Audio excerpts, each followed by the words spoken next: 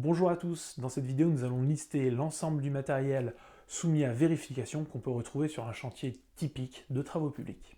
Première grande famille de matériel soumis à vérification, les engins de travaux. Là on va trouver les compacteurs, les niveleuses, les engins de terrassement. Tout ce matériel-là est soumis à la vérification générale périodique. Tous les ans, il faudra faire procéder à une vérification qui consiste à vérifier qu'elle est toujours en bon état, que les organes de sécurité fonctionnent bien, bon essai de fonctionnement et bon état de conservation générale. Deuxième famille d'équipements concernés, ce sont tous les appareils de levage. Donc là, on va retrouver principalement les pelleteuses qui ont fonction levage ou les grues auxiliaires sur les camions. Bien là, tout ce matériel-là doit être vérifié. Si c'est des appareils de levage mobiles, comme ceux que je viens de prendre en exemple, ça sera vérifié tous les 6 mois, 2 fois par an.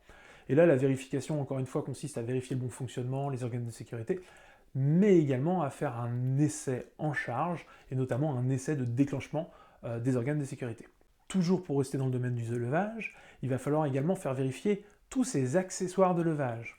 Les élingues chaînes, les élingues textiles, les élingues câbles, mais également des accessoires auxquels on ne pense pas forcément, comme par exemple les mains de levage, qui sont aussi considérées comme des accessoires de levage. Soumis à vérification, cette fois-ci, annuelle. Tous les 12 mois, on devra vérifier les accessoires de levage. La base vie peut également être soumise à certains contrôles, notamment l'installation gaz. Si vous avez du gaz sur votre baserie, il faudra le vérifier annuellement, la bonne tenue de l'installation gaz.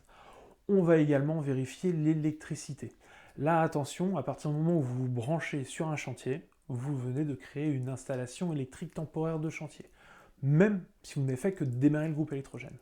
Et bien là, cette installation électrique temporaire de chantier est soumise à vérification dès sa mise en service.